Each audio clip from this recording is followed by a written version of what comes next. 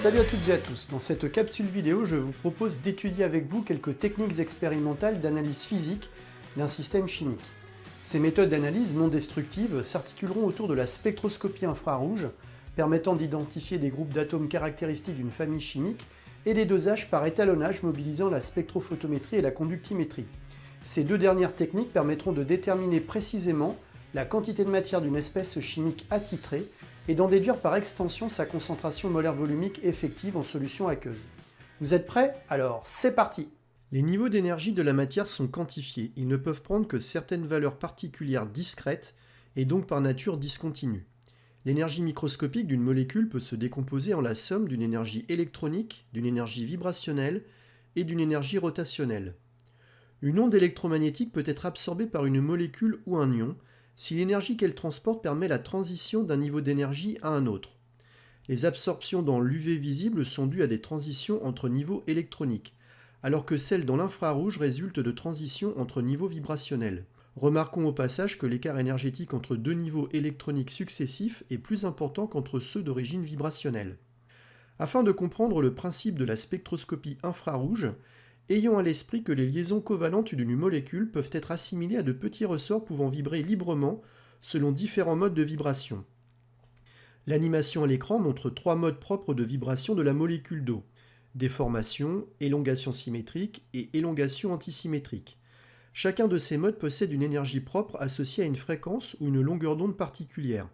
Ils pourront être excités par résonance et donc absorber une onde infrarouge si la fréquence de cette dernière induit une transition énergétique vibrationnelle permise. Sur le spectre infrarouge de l'eau en phase gazeuse, la première absorption correspond à l'excitation des modes d'élongation symétrique et antisymétrique, alors que le deuxième correspond au mode de déformation. Il est à noter que les énergies associées aux deux modes d'élongation étant extrêmement proches l'une de l'autre, on observe une seule bande d'absorption notée 1 sur le spectre de transmittance. Enfin, une espèce chimique qui absorbe dans le visible est colorée. En revanche, si elle absorbe dans l'UV ou l'infrarouge, elle est incolore. Pour mettre en œuvre une spectroscopie UV visible ou infrarouge, le principe est le même. On envoie avec une intensité I0 une lumière incidente monochromatique à travers une cuve transparente contenant l'espèce chimique à analyser.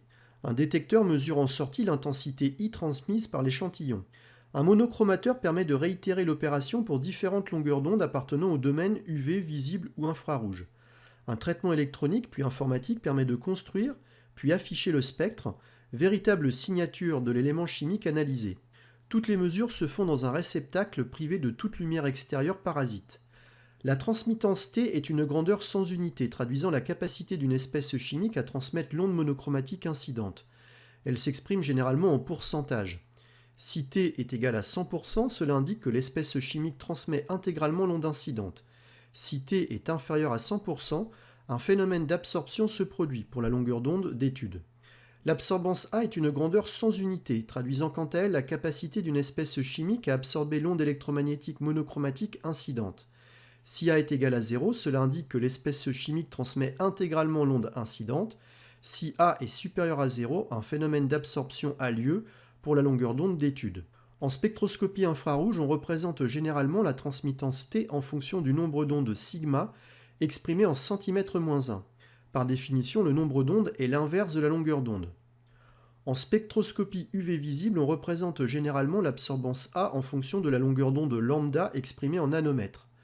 Un exemple de spectre infrarouge et un exemple de spectre UV visible sont donnés à l'écran. Sur un spectre infrarouge, on observe des bandes d'absorption caractéristiques associées aux vibrations des différents types de liaisons chimiques de la molécule. L'énergie absorbée pour un nombre d'ondes sigma donné correspond à la transition vibrationnelle d'une liaison et apparaît sur le spectre sous la forme d'une bande d'absorption plus ou moins intense.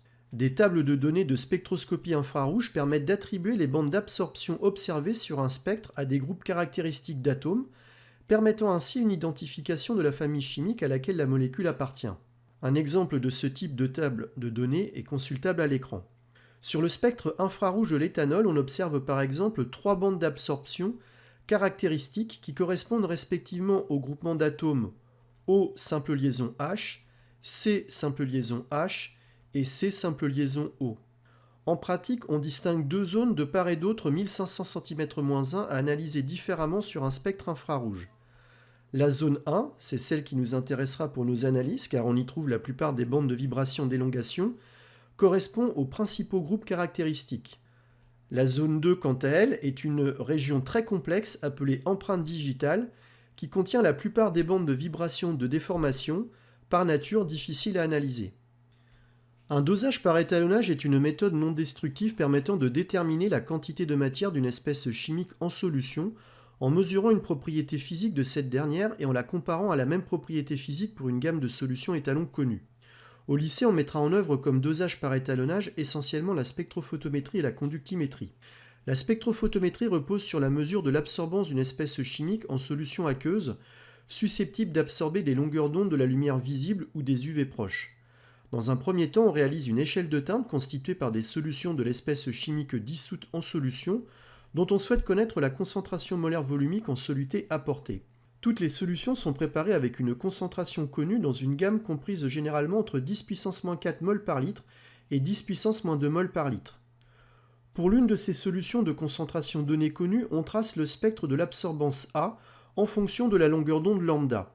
Cela permet de déterminer la longueur d'onde notée lambda max, pour laquelle l'espèce chimique dissoute absorbe le plus la lumière visible ou les UV proches. Toutes les mesures d'absorbance seront effectuées par la suite à cette longueur d'onde particulière, notée lambda max, afin de se placer dans les conditions où la sensibilité du spectrophotomètre sera maximale pour l'espèce chimique étudiée. On peut alors mesurer à la longueur d'onde particulière lambda max l'absorbance de chacune des solutions constituant l'échelle de teinte. La courbe expérimentale obtenue est une droite croissante passant par l'origine. Cette fonction linéaire a pour équation A est égal à K fois C. Il s'agit de la loi de Beer-Lambert traduisant la relation de proportionnalité entre absorbance et concentration. Cette loi est vérifiée pour des solutions aqueuses pas trop concentrées, c'est-à-dire inférieures à 10 puissance -2 mol par litre. La constante de proportionnalité K, ou coefficient directeur de la droite, dépend à la fois de la nature de l'espèce chimique responsable de l'absorption, mais aussi de l'épaisseur de la solution traversée par le faisceau monochromatique, d'où l'importance d'utiliser impérativement le même modèle de cuve transparente pour toutes les mesures d'absorbance. Il ne reste plus alors qu'à mesurer, toujours pour la longueur d'onde particulière lambda max, l'absorbance de la solution de concentration inconnue.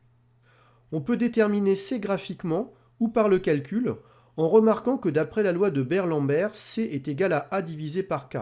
Le coefficient directeur K de la droite peut être calculé facilement à la main en connaissant les coordonnées de deux points appartenant à celle-ci.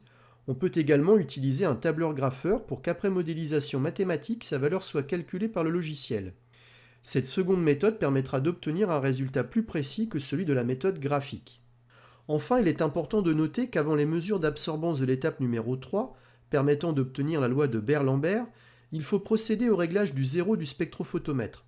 Cette étape préalable, appelée quelquefois « faire le blanc », consiste à régler le spectrophotomètre de telle manière que celui-ci affiche une valeur de l'absorbance nulle à la longueur d'onde lambda max pour un échantillon d'eau distillée. Cela permettra de s'affranchir des phénomènes d'absorption résiduelle liés au solvant lui-même et à la cuve transparente. On peut mesurer avec un conductimètre la conductance d'une solution ionique. Il suffit pour cela de tremper dans la solution ionique une sonde en prenant soin d'immerger complètement la cellule conductimétrique située à son extrémité. Les mesures de conductance ou de conductivité se feront sous agitation magnétique. La cellule conductimétrique est constituée de deux plaques métalliques en regard, entre lesquelles on applique une tension électrique U. Un courant d'intensité I circule dans le circuit. Dans la solution ionique, le courant électrique est assuré par le déplacement des ions qui sont des porteurs de charge libres de se déplacer. La conductance G d'une solution ionique exprimée en Siemens est par définition l'inverse de sa résistance grand R. Elle traduit la capacité de la solution ionique à conduire le courant électrique. La conductivité sigma d'une solution ionique, à ne pas confondre avec le nombre d'ondes sigma vu précédemment, est proportionnelle à sa conductance grand G. La constante de proportionnalité est le quotient de la distance grand L exprimée en mètres séparant les deux électrodes métalliques de la cellule conductimétrique par leur surface grand S exprimée en mètres carrés. Pour une cellule conductimétrique donnée, la conductivité ne dépend que de la nature de la solution ionique et de sa température. Enfin, la conductivité est liée par la loi de Kohl-Rausch aux concentrations molaires volumiques effectives des différentes espèces ioniques présentes dans la solution. La conductivité molaire ionique lambda I d'un ion peut être trouvée dans des tables de données. Elle dépend de la nature de l'ion et de la température de la solution. Attention à bien exprimer dans cette formule les concentrations molaires effectives des ions en mol par mètre cube. Les valeurs de quelques conductivités molaires ioniques à 25 degrés Celsius associées aux ions courants sont données à l'écran à titre indicatif. La conductimétrie, à l'instar de la spectrophotométrie, permet de mettre en œuvre un dosage par étalonnage. Considérons par exemple une solution mère de chlorure de sodium de concentration molaire volumique C en soluté apporté connue.